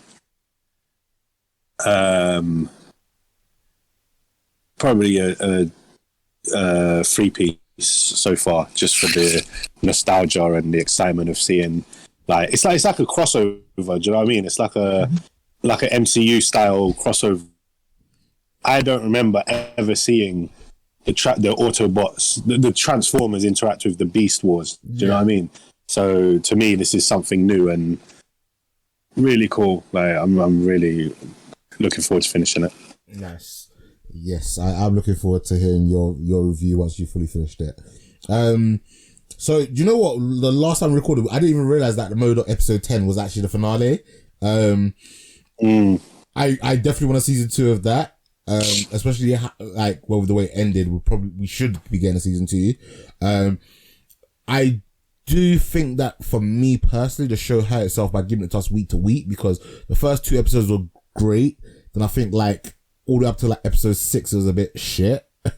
Or not the best, but then it picked up again. So overall, I'm gonna give the whole season a 3-piece. Like how the back end, like the last 4 episodes and how it started, is what's kind of led me to give it such a high rating. Because I did find myself laughing a lot more. I did find myself like starting to like, you know, not necessarily care about the characters, but like, you know, pay attention to who the characters are and get invested in what their storyline is and what they're doing. So yeah, mine, what would you rate the season as a whole, since again, now that we know that it's finished? I don't know. I think I really like the ending of it. So, oh yeah. What did I not give it a rating last time? I think we did just for the episode, but I don't think, because again, I didn't know that was the finale. I honestly thought there was going to be more episodes. So I'm just saying, right, how did you rank it as like the overarching for the whole season? So the whole season is a 3-piece because MODOK is introduced nicely. Also, to explain his name. You look at his family. You see the dynamics there. Mm-hmm. It really felt like it was more like a Robot Chicken-esque, or do you remember Celebrity Death Fight? It felt a bit like that, you know, with that animation, that stop motion animation. It had elements of the time traveling when he went to, you know, also universe, found his younger self. Actually time traveled to find his younger self. Yeah. But then in the future, it's also a universe where, you know, he's now accomplished what he's done. The in-between bits are funny as well. How he killed a random Avenger, who I still don't know which Avenger he killed. You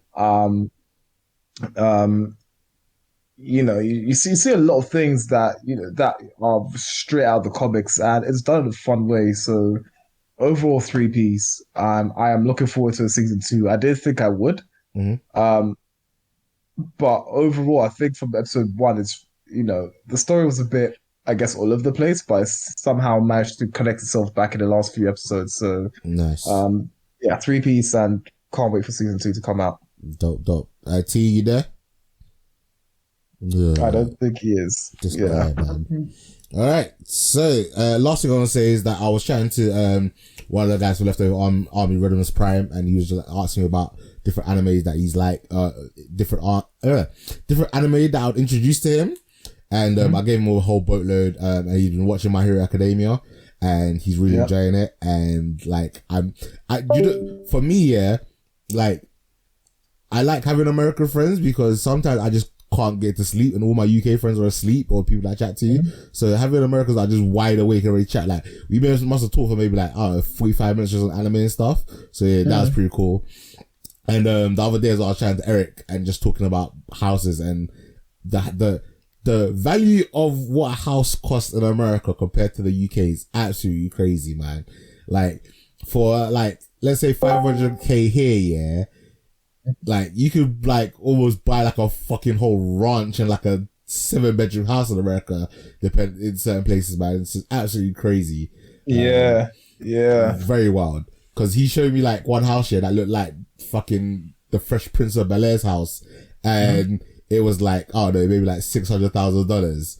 And that worked out to maybe, like, $500k in it. And then, one property that he's looking at was, like, maybe, like, you know, in like the 200s, yeah, and it was like 4 bedrooms, 3 bathrooms.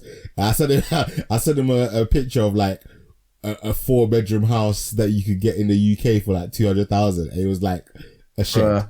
It was like a shed, like, and that was it, like very basic. But yeah, man, it's been awesome talking to these guys again. Like I learn more and more about America, and obviously, you know, I love talking about anime with different people, so it's always great to do that. All right, cool. So we are gonna head over to you back, or you're not back? I'm back. Guess who's back? Give us your overall MODOK.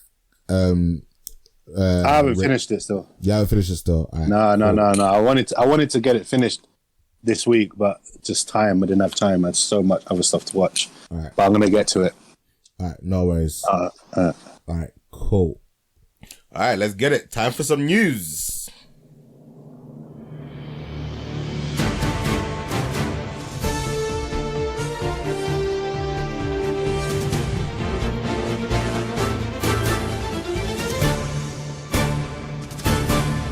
Welcome to Blurs or Us News. Do you know what, T? Since actually you've compiled all the news this week, pretty much, I'm gonna let you take the lead. Oh wow! Feel like such a big boy. Yeah. So some of the stuff, like the Star Wars stuff, we covered when we was talking about it. So Lucasfilm hiring that guy, the deepfake guy. Mandalorian and Bad Batch season 2 coming next year at some time. But yeah, so apart from that, in general news, Amazon Studios, their Lord of the Rings project, they've wrapped filming, and they announced that the planned release date is Friday, the 2nd of September, 2022. Nice. So about a year from now. So obviously they're going to be doing post-production, visual effects and stuff like that on it. But yeah, so just about a year, and then we'll get this show. The announcement was accompanied by a photo depicting an unknown location in Middle Earth with a mysterious figure in the distance. Okay. So I posted this picture in the group. Did you not see this? Yes, I kind of glanced. I think I'd even seen it on Facebook. I kind of glanced at it. Yeah. With this, I'm just kind of waiting for more news, trailers and stuff. So in terms of story, apparently this adaptation takes place thousands of years before the events of The Hobbit and Lord of the Rings. Okay. In what is known as the Second Age of Middle Earth. But it says, however, audiences can expect to see familiar faces alongside the array of new ones. Okay. So those are probably like the immortal characters, like the elves and stuff like that have been around for thousands of years. But yeah, I mean, so it looks like it's a whole new original story that takes place, like I said, thousands of years before the story that we know. Kind of similar to what HBO is doing with their Game of Thrones show, because that takes place like however many hundreds or thousands of years before the actual Game of Thrones story. So yeah, so we're gonna have two competing Game of Thrones and Lord of the Rings like fantasy shows, which will be interesting. Yeah, I mean, I'm looking forward to this. I like Lord of the Rings. I like the world. The Hobbit, didn't like it as much. But yeah, we'll see what they can come up with. Yeah. You know what's funny? Like, I haven't seen any of the films, either Lord of the Rings or The Hobbit, but I am down to have a watch of this TV show. You haven't seen any of the films? No, I do.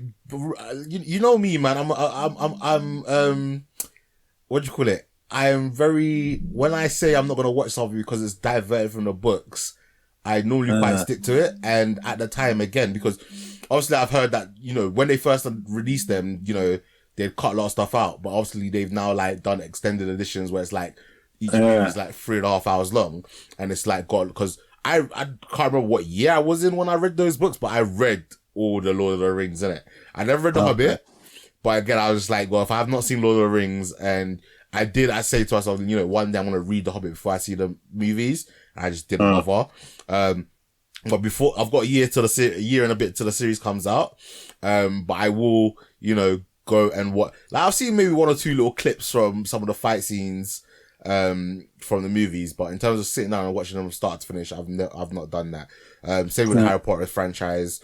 So at some point I will, you know, find the extended edition and watch all three and have a little bit of a Lord of the Rings marathon. No, you should, man. I reckon you'll enjoy them. They're actually really good. Like they're the most, it's probably the most consistent trilogy there is. Do you know what I mean? Out of like Harry Potter, Star Wars, Lord of the Rings, do you know what I mean? All that stuff. It's the most consistent one in terms of all three movies are quality. Do you know what I mean? Like, there's not a shit one. They're all good. Yeah. Like, do you know what I mean? Yeah, 100%. So, no, I think you'd like them. The first one probably doesn't have as much action as you'd probably want. I don't necessarily mind having the action, because again, like, I know what the books, like, I read the book, Yeah. I know the story. Yeah, true. Do you know what I mean? Yeah. So you might enjoy it. I didn't realize they'd changed. I thought I was under the impression it was pretty like true to the original books. But again, I haven't read the book, so I don't know. You know more than I do. But yeah, so that's Lord of the Rings show coming out. And last bit of general news. Trey Parker. Sorry, give me 1 second. Yeah.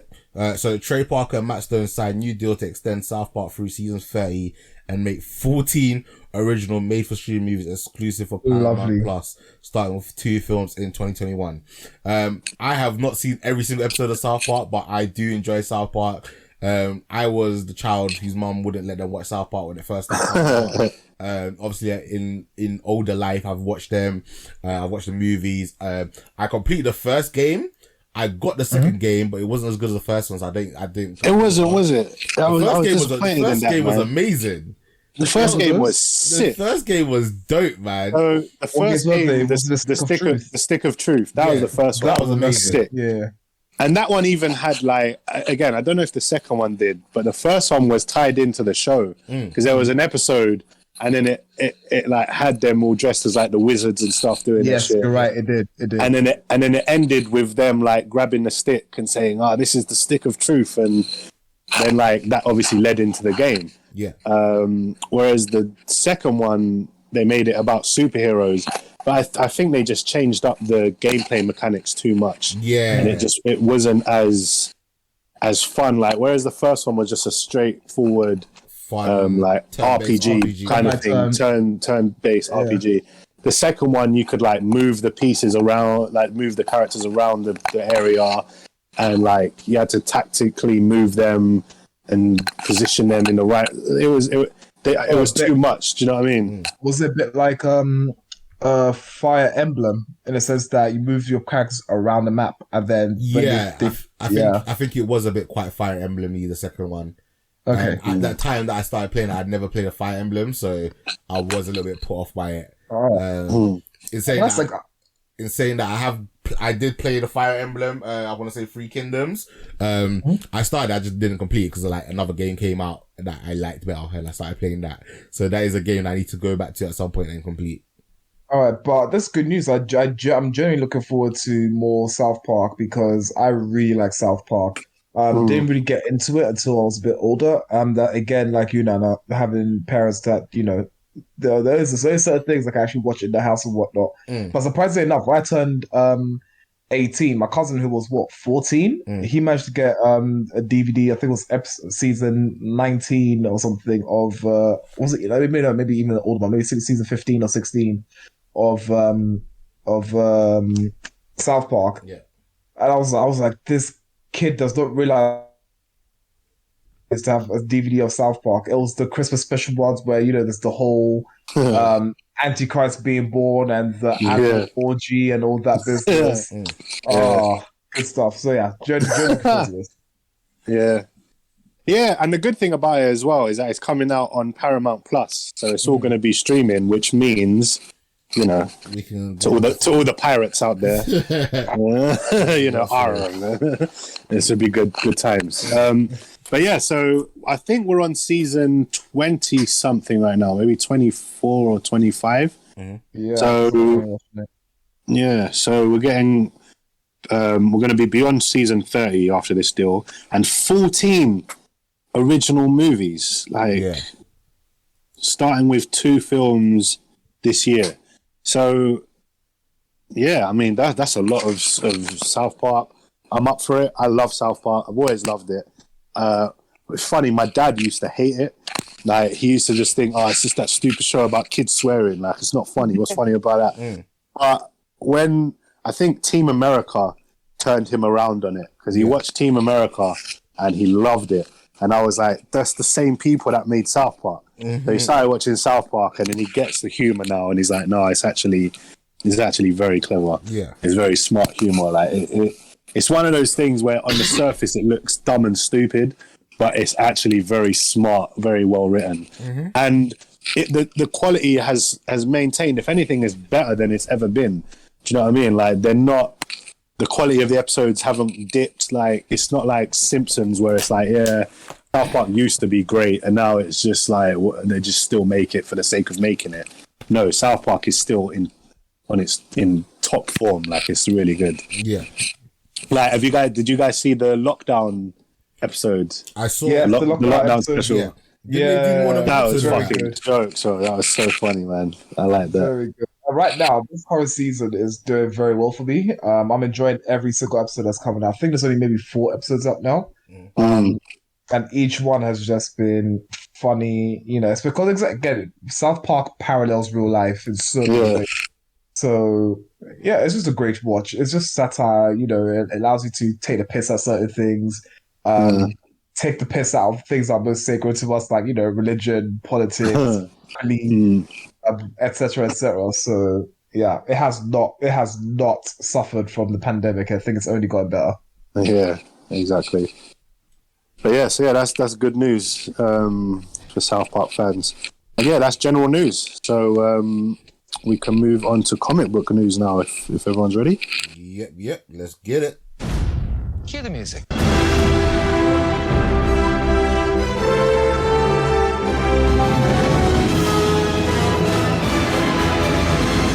Worst crossover ever. Okay, comic book news. So, we'll start off with some Marvel stuff. James Gunn. I don't know why this is news, to be honest, but I saw it and I thought it was funny, so I wanted to include it as news as well. But James Gunn has confirmed the title of the third Guardians of the Galaxy movie. Can anyone guess what it might be called? Considering the second one was called Guardians of the Galaxy Volume 2. What do you think the third one's called? Volume X. Guardians of the Galaxy Volume 3. That's right. You win the prize. Yeah. So apparently this was worthy of news and worthy of a whole article just to tell us that it's going to be called Volume 3. But yeah, that's that. Scarlett Johansson. So this has been the big news that everyone's been talking about. Scarlett Johansson is suing Disney over the Black Widow premiere access release on Disney Plus. Apparently it was in her contract that this would be an exclusively theatrical release. Her wage, her pay that she's going to be getting is dependent on the amount that the movie makes in cinema. So the more the movie makes, the more she makes.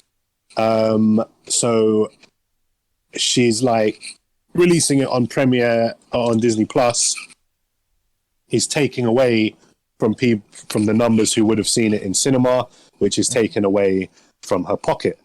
That's her argument. Disney have come back and said like they're very disappointed in her lack of, what did they say? Sympathy. Empathy for the pandemic. Empathy for the pandemic, thank you, yeah. And the fact that people are dying.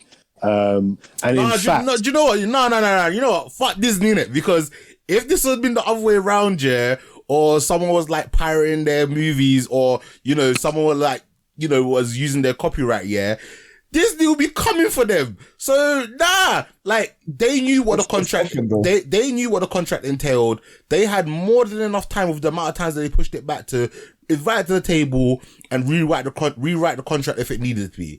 Unfortunately, we do not know exactly what's said in the contract yet, but if it stated that, you know, all her bonuses was gonna be from the theatrical release share, then they screwed her. And she's entitled. Yeah, but see, this is the thing, yeah. This is the thing. I get what you're saying. I fully get what you're saying. But the statement I saw from Disney, again, it was vague. And again, I don't know the details of the contract and what was agreed behind closed doors. But the spokesman for Disney, again, who said she lacks empathy and all this and that, he said that releasing it on Disney Plus is actually adding to what Scarlett Johansson is earning. So I think she is... Whatever agreement they had for the theatrical release, I think the same thing applies to the Disney Plus. So all the money that they make from the premiere access, she's going to earn a percentage of it. So she could say, all right, but with Premier Access, all you need to do is pay the $30 or the £20 or whatever, and a whole family can watch it for that price. Whereas in cinema, you'd have to buy individual tickets. Yeah. And then however, during this pandemic, if it was an exclusively theatrical release, there are people that won't go to the cinema because of the pandemic. Do you know what I mean? Yeah, like me. There are people that won't go to the cinema. And having Premier Access is actually increasing the amount of people that are paying to see it or are seeing it, even though it might not be as much as it would have been if like a family of 5 went to the cinema. Do you know what I mean? You're making about £100 or whatever, yeah? Yeah. Whereas if they're watching it on Premier Access, they're paying about £20 and they can all watch it, yeah, as many times as they want. So I get it. She's not making as much money as if that family went to the cinema, but that family may not have gone to the cinema. So you could look at it as you're missing out on money because you could have been making more, or you could look at it as, all right, we're making the best out of a shit situation, and actually it being released on Premier Access is actually increasing what I'm going to earn. Because if it wasn't, then all I'd be getting was the cinema sales. And a lot of people still aren't comfortable going cinema. So they'll pay for Premier Access. Yeah. You Again, know what I mean? And she wouldn't be getting that if it wasn't available on Premier Access. Like you said, it depends on how much she gets on Premier Access compared to the thing. Because let's say, for example, with the cinema revenue, she gets maybe 20%. But then with the Premier Access, she only might get 5%. And it's also one of those ones, the stickler thing is, if you have it on Premier Access, you don't you discourage, I wouldn't say discourage, but let's put it this way, if you were someone that wasn't going to go cinema because of normally because of the pandemic and stuff, Black Widow might have been a movie that would have tempted you out of it.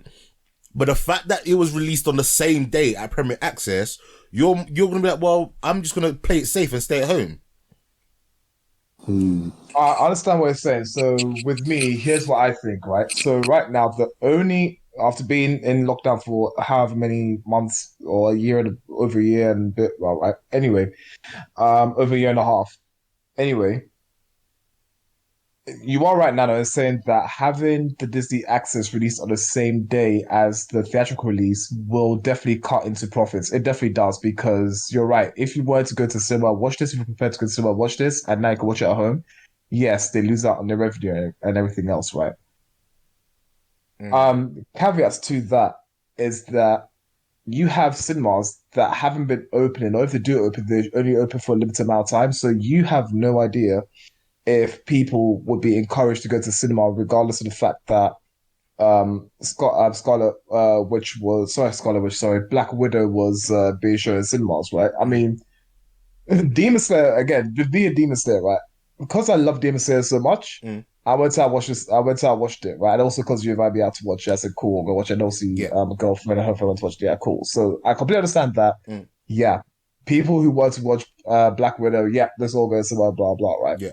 But it is still in times where, companies have actually accommodated. They were always going to do this, but I reckon companies are accommodating more for people staying at home and, having people stay at home and still watch things and still getting to pay extra for things because, one, the company wants to make more money, and two, they want to be, in commas, ethical. So I can see that, okay, maybe you won't get as many people going to cinemas because right now, I think cinemas are still doing terribly in terms of revenue because of the lockdowns. Only places in the world that are doing well for cinemas are Japan, China, basically pretty much quite a few countries in Southeast Asia. Whereas in Western countries, it's hardly any. I mean, Nana, I'm sure it's anecdotal for you, Nana, but I'm sure you can testify. I've seen that many people in the cinema. Again, it's tricky, innit? Because I normally go to the cinema when it's dead anyway. My local cinema Streatham isn't one of the major cinemas. Do you know what I mean? And again, because I do shift work, I can go in the middle of the day when literally it's me and Bob. There's literally for some of the stuff I go, there's no one else. But you kind of, like I said, you kind of said some of the argument for me in terms of when you said that you risked, in a sense, COVID for Demon Slayer because it's the only way to see it legitimately, and you wanted a good experience.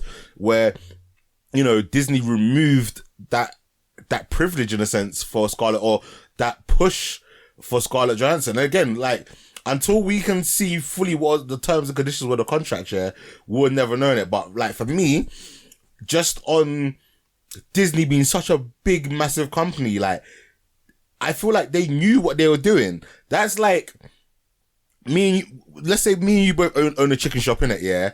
You sell your 2 pieces of chicken and chips for £3, but then I come in and I sell my 2 pieces of chicken and chips at £2.50. Like, yes, you might have some loyal customers that's still gonna go to your chicken shop and pay £3, but a lot of people are just like, well, I want to just pay £2.50 for the chicken. Do you see what I'm saying? Like, yeah. So yeah. So I just feel like this is just being a bit deep in it. I think, lastly, right, just to add, didn't Disney also do the same thing? I know Cruella is also one that experienced something very, very similar. Yeah. But didn't it also happen with Raya and the Last Dragon and things like that? Where it was on Premiere. It does, innit? But also, we don't know what the contracts are like, innit? And obviously, like, they did this, like, this is where it's so sticky, innit? Yeah. And it could potentially add to some sexism and stuff like that as well, yeah? Because Jungle Cruise has been done the exact same thing, innit? Yeah? Mm-hmm. The Rock's come out and said he's not going to sue in it. But at the same time, yeah, The Rock could have easily been paid 80 million for Jungle Cruise without anything on top. Do you know how much money Scarlett Johansson has already made off of that? Scarlett Johansson done the exact same thing, yeah. She's made millions, bruv. Tens of millions. Oh, yeah, no. I'm not saying she's not made tens of millions, but in terms of, like, let's say, like, Captain America and all them guys having their own solo movie, yeah, and in terms of, like, The Rock, yeah, his demand and his contract, yeah, could be, let's say, for example, I am going to get paid 300 million and then the whatever revenue is on top in it. Yeah. Where for, let's say for ScarJo, they might have, given her 80 million plus whatever is on top. So it's very easy for The Rock to say, nah, I'm not going to sue Disney. Well, he's already got 300 million. You can say the exact same argument for Scarlett Johansson. Nah, you can't. Nah, you can't. Why can't you? Because The Rock's... She's a mainstay in... But she's Marvel, not on The Rock kind of... Yeah, she's a mainstay and they've only just given her first solo movie and she don't have the... I think, yeah, again, because you said this is her first solo movie. Yeah. I think the reason she's suing, yeah, is because she's not that great. She's not that interesting of a character. Period. That's what I think. I mean, honestly, no, I think that she's not worthy of having her own movie. I don't think. Anyway, when everyone was like, "Oh, we need a Black Widow movie. Why hasn't there been a Black Widow movie yet?" I'm like, "Who cares? I don't need a Black Widow movie. Like, I was not waiting for that.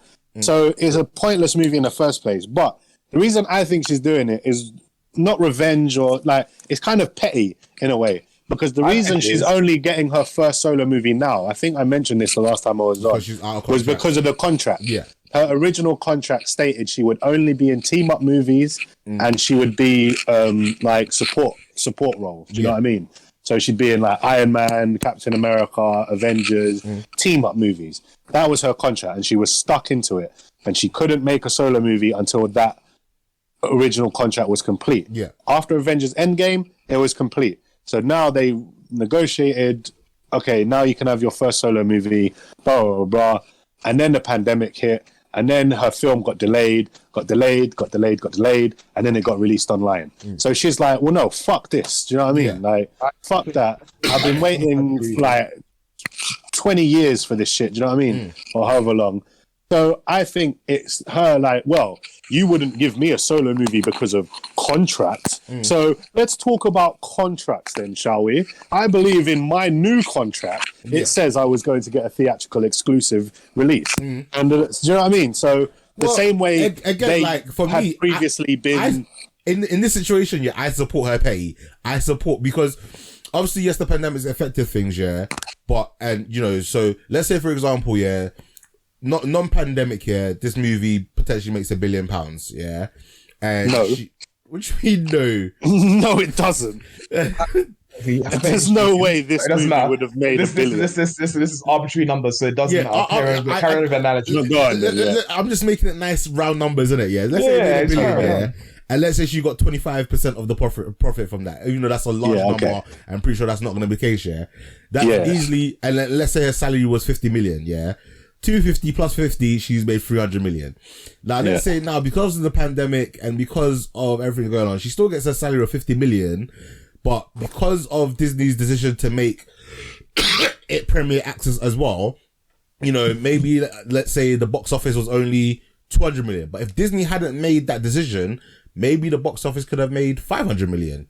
Like, you know, 25% of 200 million is 50 million, but 25% of 500 million is what? What's that? Quick maths, 125 million. That's almost that's nearly 3 times more what she could have made if Disney didn't hoe her. Do you see what I'm saying? Like, yeah, but at the same time, again, Disney, you're acting like Disney don't like money. Like they didn't research the hell out of this and come up with the best possible solution to make money. Okay, yeah, you know what I mean? Yes, but this is the stickler, yeah. The best way of making money in this situation benefits Disney more than it does Scarlett Johansson. Because again, we don't know what the breakdown is for the Premier Access. So the whole reason why, like, remember that whole time when there was a period where a lot of cinema what was that studio that was like, oh, we're not going to put our things into the cinema, or we're only going to do it for like 1 week and then we're going to do it on our own platform. And then I think it might have been HBO. And then cinema was like, or Paramount or something like that. Yeah, and then cinema was like, well, that works out great for you because now instead of getting, let's say, 25% of the box office, you're now getting 80% of the box office because it's on your streaming service. Like, you're hoeing us. So again, yes, it might be a great way for Disney to make money because it's their streaming service. Let's say out of that £30 that everyone pays, Disney might get £28 of that. Then £2 then gets splits on everyone else. Where again, if it's, let's say, you know, a family of 4 spending £15 a ticket, that's £60. Maybe out of that £60, Disney might only get £20 out of that because obviously then, you know, money's got to go to the distributors, which again is Disney itself, but, and the theaters, they're, you know, £20 or close enough £30. Obviously, as a business owner, I want to take the option that gives me the more money, even if that kind of screws other people. And it's also one of those ones, yeah, they don't need her no more. They can hoe her now because they don't need her to come back. She's done. Do you see what I'm saying? So it can be a little bit vindictive in that say, like, well, thank you for your service. You know, you worked for cheap for us for many years. Now that we don't need you and we have to pay you top dollar, well, we're not going to pay you top dollar because we don't need you no more. Yeah. But then at the same time, I don't know, man. It's like, imagine that. Let's go to your chicken shop thing, yeah? Imagine I've got a chicken shop. Yeah. And I'm like, Nana, I want you to come in on this chicken shop with me. Yeah.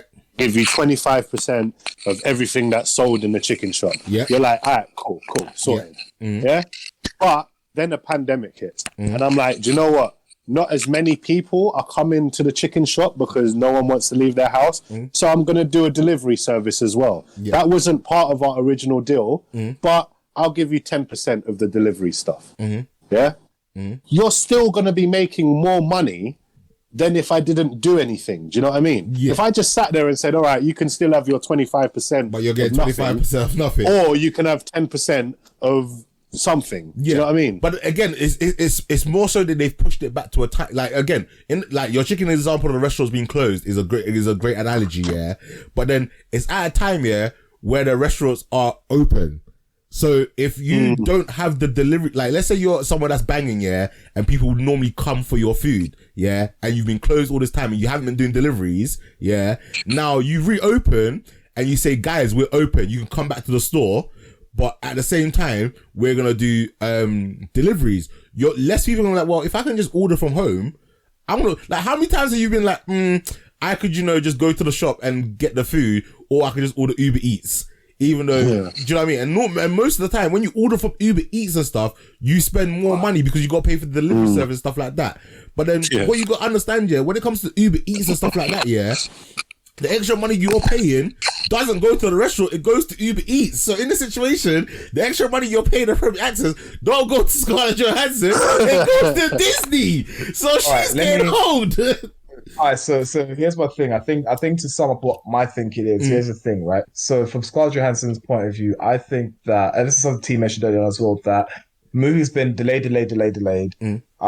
Now that it's been released at a shit time, but it's also COVID and stuff like that. A lot of theaters aren't open and whatnot, right? But because your contract states that you gain money based on theater releases, obviously you'll feel some type of way that it's now on Disney Plus. And again, we don't know the details of the contract. We've stated several times. Yeah. So it could be that she's actually not getting any money from The Premier Access. from the Disney, Premier Access to Disney Plus, right? From Disney side, it's the case that because of COVID advance, a lot of people go into cinemas anyway. It's easy for people to watch it. Yes, you're not going to get the same footfall or same amount of return investment you would in the box office as you would in you would in box office normally. So let's put a Disney Plus, so at least you get something from that. Again, we don't know if Disney gets all the money or something goes to Scarlett Johansson, right? So those are two sides of it, right? So I think where everything becomes a bit more, I guess, mired in just, I guess jargon and whatnot, is the fact that T and I have already stated that she's not really, well, for us anyway, she's not really a character worthy of having their own movie. For example, if Sam Wilson without Falcon Winter Soldier was to have his own movie, I would have watched that. He's a side character to me. Yeah. If Hawkeye is having his own movie, I'm not tempted to watch Hawkeye because again, he's a support character for me. Spider-Man, I watch. I'm there for a Hawkeye. Do you know what I mean? Sure. That's what I'm saying. If it's a show, I'd be more inclined to watch a Black Widow show. So for me, it's the case that you also have to think about where people see her. Well, where people see Black Widow. Do they see her as someone who's worthy of having their role, having a movie, or not? If that's the case, then they don't see her. That I feel like it's also that people pull people away from cinemas. I feel like sorry, I need to interrupt here. Yeah, I feel like you guys are in a minority in this because I feel like a lot of people did want to see a Black Widow movie. So yeah, I think a lot of people did, and I don't understand why. Yeah, that's the thing. That's why I think you're in the minority. And like I said, this is a thing. Like I can't find the exact figure in it, and I'm trying to Google it and trying to look it up here. But didn't like Gal Gadot and Patty Jenkins get like a 10 million golden handshake to have Wonder Woman put on HBO Max? Listen, again, Wonder Woman. I didn't really want to watch Wonder Woman when I watched the movie. I actually enjoyed the movie, but that's because of like other things, not to do with Wonder Woman. But this is what I'm saying. If the president's kind of been set a little bit, like if HBO Max realized that actually, you know what, because of the way your contract is set up here, and because we're in a pandemic here, we can't technically honor this contract. We're gonna like compensate you, innit? Disney didn't even bother say like, you know what, we're gonna try and sort you out. We're gonna cut. And like I said, they had more. Like again, I haven't seen the exact quote in it, but for when Kevin Feige comes out and says like, I wish Disney had handled this a bit different and handled it a little bit better. You know, you got some issues there, right? I did not expect us to go so deep into this. I know. But again, so with Disney as well, yeah, you're right that Disney can also do a thing where they say that we're gonna take all the money, and not share any with Scarlett Johansson. So I do understand those two aspects. But I think it's also, the decision, if I'm being honest, I never ever sided with the company. But on this occasion, again, I think with Scarlett Johansson as well, I think it's also the case that because she's also actually, so for me personally, right? So in addition to this whole fiasco of Disney Plus, right? Her past comments she said about the Black Widow character as well, and everything like that. For me, anyway, I don't know how Disney feel about it, but maybe it could also be something that Disney say or Marvel have said. Actually, we don't really like what she said about how she was portrayed as Black Widow and Iron Man and all that stuff as well. But I think that's besides the point here. But I think for me personally, I just feel like she's making extra noise just because she wants to get as much money as she can from this last hurrah. And it's not going her way. So I understand both aspects of it. So I'm sort of on the fence of it, but I do want to include the nuances in there as well. Just so that people listen to us, can pay a full picture, and then they can make their decisions on that. Yeah, no.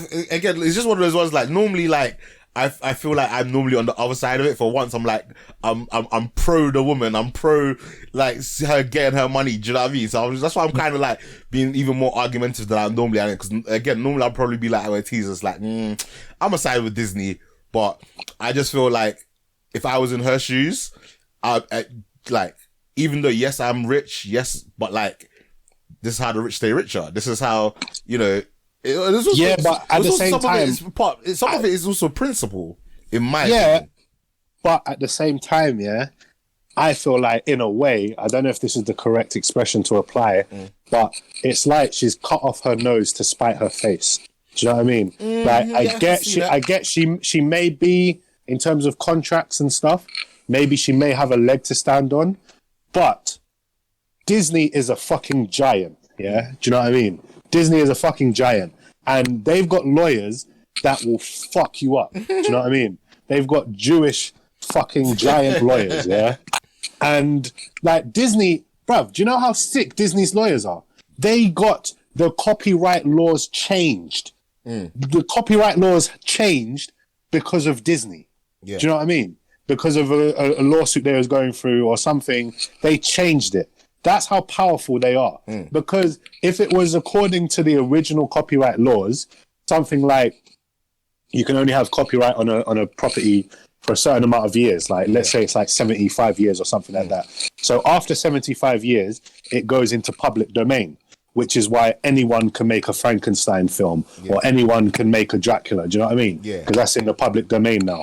So it was coming to the point where Mickey Mouse was about to enter the public domain. Yeah. So anyone could have used Mickey Mouse. And Disney were like, fuck that shit. Do you know what I mean? That's ours. So they did whatever legal shit and got the copyright laws changed. So it's longer now. Yeah. It's now something like 95 years or 100 years or something like that. Do you know what I mean? Yeah. So that's how powerful they are. That's the effect they can have. Yeah. So Scarlett Johansson thinks she's going to walk into court with this contract and get anything done. No, mate, I'm sorry. I'm so sorry. You fucked yourself. Because, not only are you going to lose this case, you're going to lose because Disney don't lose court cases. Yeah, I'm sorry. But also, you've now fucked your career. Because do you think Disney's going to hire you for anything after this? Yeah. No, and surely you want to be in Disney's good books. Do you know what I mean? You want to be making that Disney money as long as you can. Yeah. Yeah. And Disney are good to their loyal actors. Yeah. Like, do you know what I mean? Like, if you're good for them, they'll put you in everything and you make that Disney money. But if you try and sue them over some bullshit that's not even their fault, then you can fuck off. Yeah. I'm glad Black Widow's dead. You can fuck off. You're not going to be in any more Disney movies. All right, you know what I mean? We spent way too much time on this. Let's move on now. Sorry. All right. It was a nice discussion, though. I liked it, but let's move on. Yeah. All right, so what have we got next? So sticking with Disney.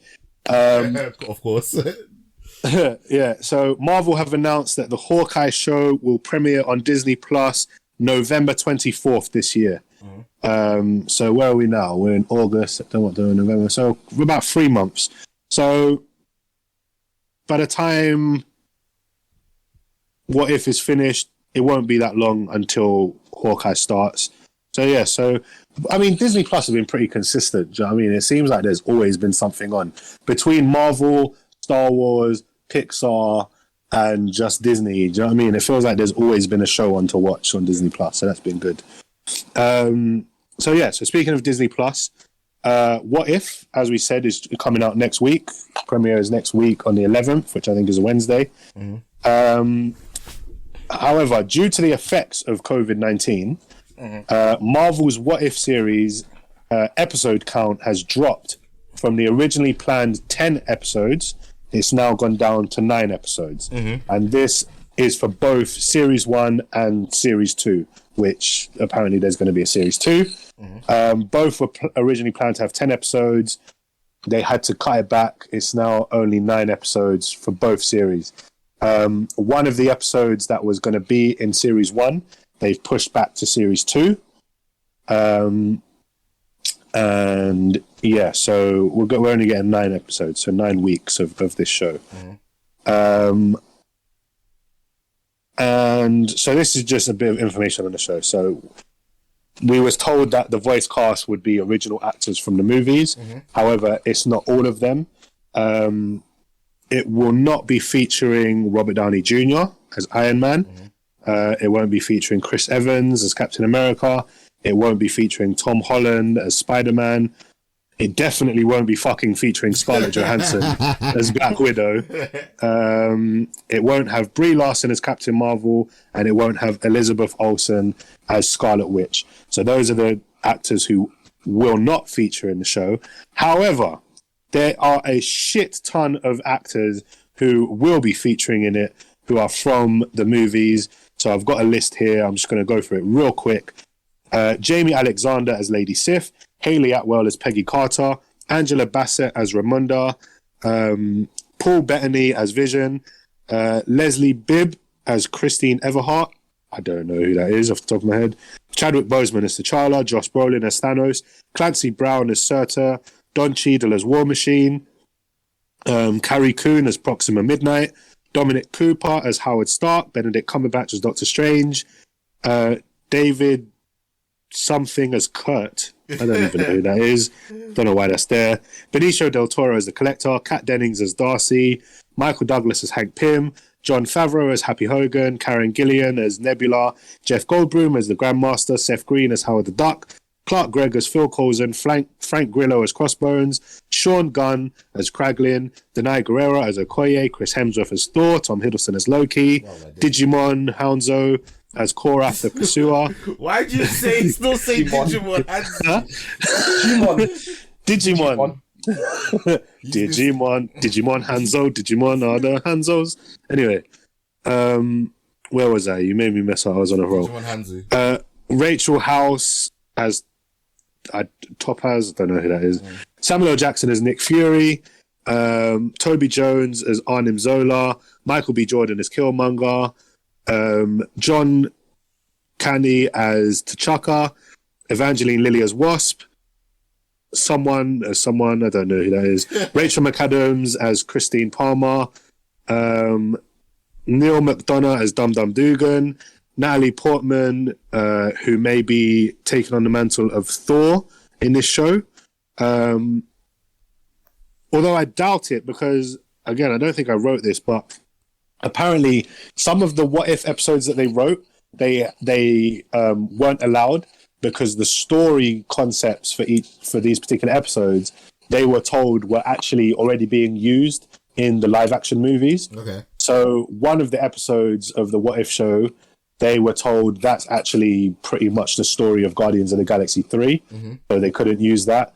There was some other stuff that they wanted to put in there. But again, they got told no, they couldn't do it because it's happening in live action. I think Natalie Portman as Thor is one of those things. They wanted to do Lady Thor and they got told no. So actually, I think that is incorrect. Yeah, she would probably just be Jane Foster still because she's going to be Lady Thor in Love and Thunder. Jeremy Renner is there as Hawkeye, Michael Rooker as Yondu, Paul Rudd as Ant-Man, Mark Ruffalo as Bruce Banner, Kurt Russell as Ego, Andy Serkis as Claw, Kobe Smulders as Maria Hill, Sebastian Stan as Bucky Barnes, George St. Pierre as Batroc the Leaper, Chris Sullivan as Taserface, Tilda Swinton as the Ancient One, Stanley Tucci as Erskine, the German doctor. I just remembered who that was. Emily Van Camp as Sharon Carter, Tom something as Ebony Moore, Taika Waititi as Korg, Bradley Whitford as John Flynn, Benedict Wong as Wong, and Jeffrey Wright is going to be in the show as the Watcher. So that is a fucking amazing cast. Yeah. So looking forward to that. Set photos. We've had a couple of set photos drop from some Marvel movies. Spider-Man No Way Home. Set photo drop showing Spider-Man visiting Doctor Strange. Doctor Strange is standing outside the Sanctorum and Spider-Man is like across the road up on something. So we knew he was in the movie, but it's just nice to see them together. And some toilers, actually, some new toilers. There has been a Spider-Man figure released that has Doctor Strange's cloak of levitation. And I think it is part of the What If series. Because in the trailer for the What If, we did see Spider-Man wearing Doctor Strange's cloak. But the toilet it kind of spoiled the context of what episode that Spider-Man will be in, and apparently the toy said something about it's called Zombie Hunter Spider-Man. So I'm assuming that the Spider-Man with the cloak of levitation will take place in the Marvel Zombies episode of the What If show. Maybe Spider-Man is one of the lost survivors. Doctor Strange has already been zombified, so the cloak of levitation has come to Spider-Man to kind of help him, do you know what I mean, take on these zombies. Yeah. So, yeah, that's a minor little toilers right there. So, yeah, set photos. So Thor Love and Thunder set photos have been released that reveal Christian Bale as Gore the God Butcher. He looks okay. He looks like one of those guys that dresses up as a statue and just stands there, and then you have to give them money in their hat. Do you know what I mean? Like those people in London. Or he looks like White Vision, like in hiding or something, because he's got the cloak around his head. But I mean, it doesn't look great. It looks okay, and it looks fairly comic book accurate. Like he's all white. But I feel like there will be a lot of post-production done on him, and he should look a lot better by the time it's finished. Because I mean, like he's got this sword that's like, I don't know how to explain it. It's like a sword, but then it can like turn to like liquid, and it goes around. Do you know what I mean? Like how am I trying to describe that? I think in the comics it was revealed that it is some form of symbiote. Do you know what I mean? So it's kind of like that thing. It's like black stuff on him, but then it can it's a sword. It comes into a sword. So anyway, I think there's going to be a lot of post-production work on that, but it's good to see the direction that they're going with. Yeah. So moving on to DC, Sweet Tooth has been renewed for season 2, which is good news. We are happy about that.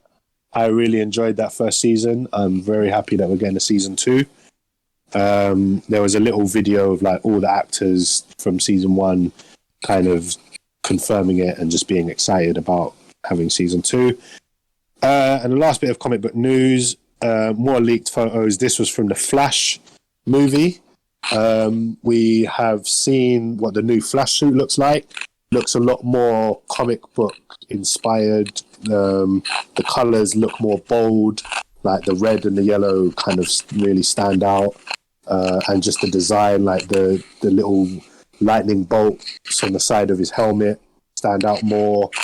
Like they're more of a clear yellow rather than like a kind of gold kind of color, like it all blended in before. Now it's kind of really stands out and kind of pops. The colors really pop. But the same guy that released that picture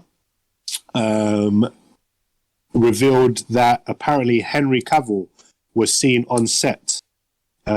So maybe him as Superman will be featured in this movie. That's not been confirmed at all. That's just what this guy says. But he also said that the villain of this movie will be a version of Reverse Flash, but this version will also be played by Ezra Miller. So that makes me think it's not going to be the same Reverse Flash from like the comics. It's going to be like their own version of it, and it probably will be like yeah, it probably won't be the same character. It will probably be like some kind of like a variant of the Flash in a different multiverse or whatever, because we had previously seen set photos of Ezra Miller walking down the road with another actor who looks a lot like Ezra Miller, wearing very similar clothes to what the Flash wore, like civilian clothes. But also he had like this kind of, I don't know what you call it, like a thing above his head that looks like that's what's going to be used to kind of replace his face with Ezra Miller's face. Do you know what I mean? Digitally later. Yeah. So that sounds like it could be true. To be honest, I don't care. I'm watching this movie for Batman's, really, if I'm honest. But yeah, so that's it. That's comic book news. Nice. Whoa, that was a lot, boy. All right, let's get to some anime and manga.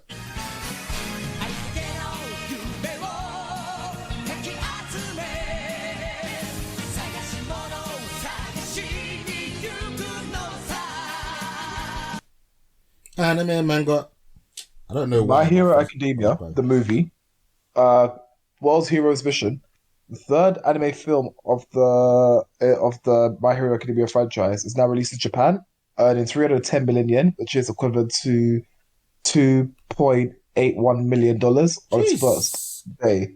So yeah, that's a lot. And My Hero Academia, I mean, the last movie I watched, which was Two Heroes, absolutely amazing with a great soundtrack and everything. So I expected this one to be equally as good. Funimation has begun streaming the Dungeon Black of Company. So the Dungeon Black of Company in English dubs. That's an anime I'm watching. I highly recommend it. It's very, very funny. I've already described it several times on the show, so yeah. If you want to listen to that, then check out our previous episodes. Funimation's UK October releases include Goblin Slayer, Goblin's Crown. I think that's the movie. Tenchi Muyo, War on Gemina. That's the English translation of that is Sage Machine Master Story in the Different Worlds, which is an isekai, and the Macros Saga. So besides Goblin Slayer, Goblin's Crown, Sage Machine Master Story in a Different World and Macro Saga are all older anime which I've seen and highly recommend. And last for the anime news, Sony Pictures has begun streaming the Iron Man anime series on Throwback Toons YouTube channel. So if you watch the Iron Man anime series, I think it was released in around 2012, same as, the Blade and Wolverine animes, then you can definitely check it out.